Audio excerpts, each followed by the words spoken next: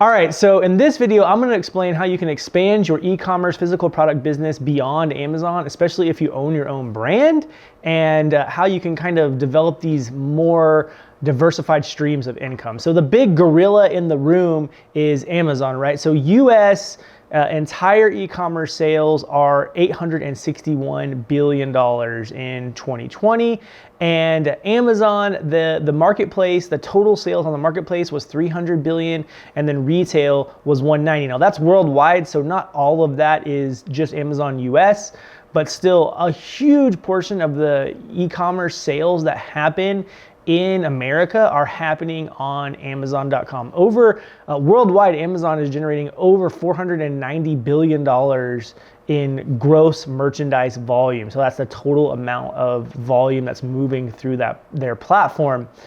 So the question is, like, where can you go, especially if you're focused on the US market and the Western markets? What other places can you go to get exposure for your products and really build your brand and get the distribution that you need? So I'm gonna name a couple of them. So the next biggest marketplace in GMV is going to be eBay with $100 billion in GMV. Now, the thing is that eBay has a bunch of really expensive items, including cars, and you can buy old military vehicles and all kinds of random stuff that are used. And so that's not really all retail stuff. It has a bunch of collectibles and things that are higher than there.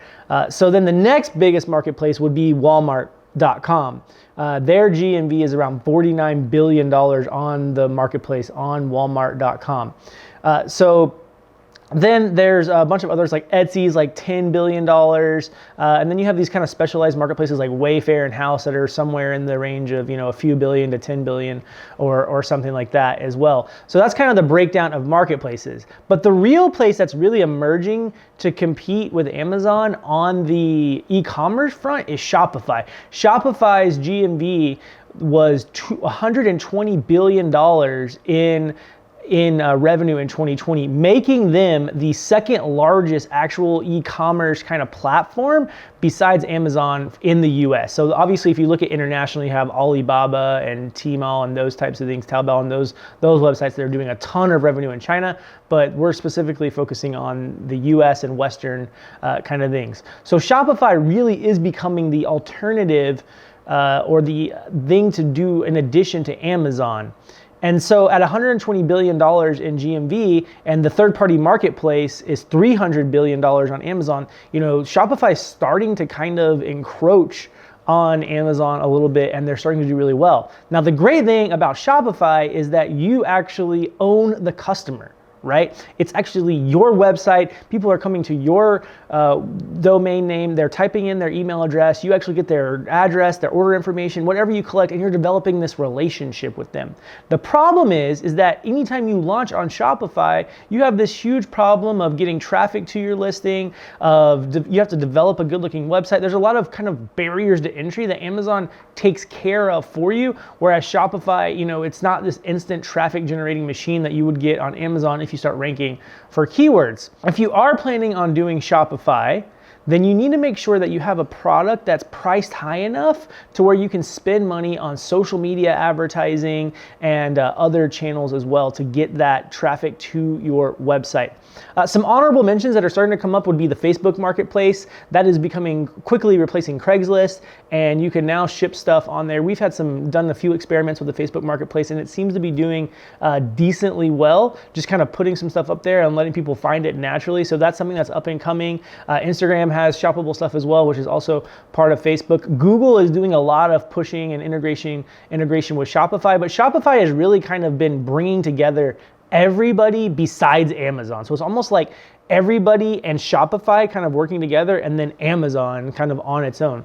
And even Shopify does have integrations with Amazon, but Shopify is working with trying to get people on the Walmart platform. They're trying to get people onto Facebook and even TikTok. They have a TikTok integration right there, so you can kind of start running ads and everything for your website right there. So Shopify is really trying to be the alternative place where if you want to do your own brand, your own e-commerce thing, you can just go to Shopify and set that up. And they really have made it easy. Back in the day when I first started doing e-commerce, building your own website and your own thing was a huge hassle. You had to have developers, you had to spend all kinds of money to do all this stuff. And now you can pretty much set it up yourself.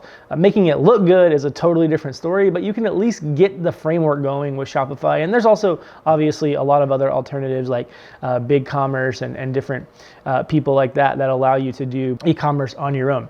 But the thing that I would be missing, and I think that a lot of e-commerce people are very focused on, and especially if you own your own brands, this is something that you definitely need to know about, and that is brick and mortar is not dead.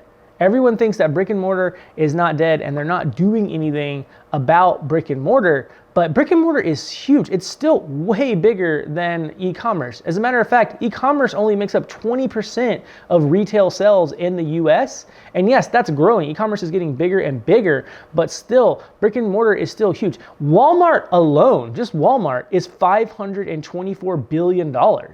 So that's bigger than all of Amazon, Walmart is. So if you can get a product in brick and mortar in Walmart, then you are going to do really, really good. So it's harder because you actually have to have relationships with the buyers. You have to be at a level to where these brick and mortar retailers are willing to talk to you.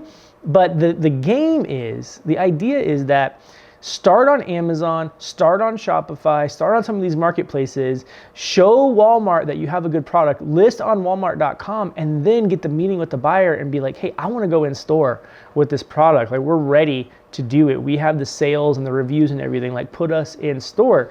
And when you do that, all of a sudden you have this huge distribution and advertising thing because you're on shelf in the store, right? And so that's really huge.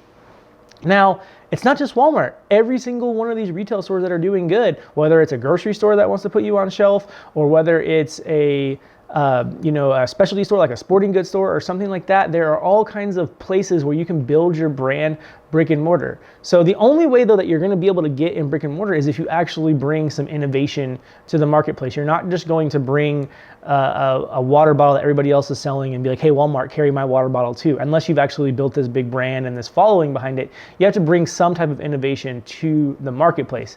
But nonetheless, I think that the best thing to do if you're trying to get off of Amazon is first start looking at Shopify and then some of these other marketplaces that would do good for your brand. So if you're a home and garden brand, check out, House, or check out Wayfair or something like that. But then eventually, if you can, try to start developing relationships with brick and mortar. Try to get inventory in some of these brick and mortar stores.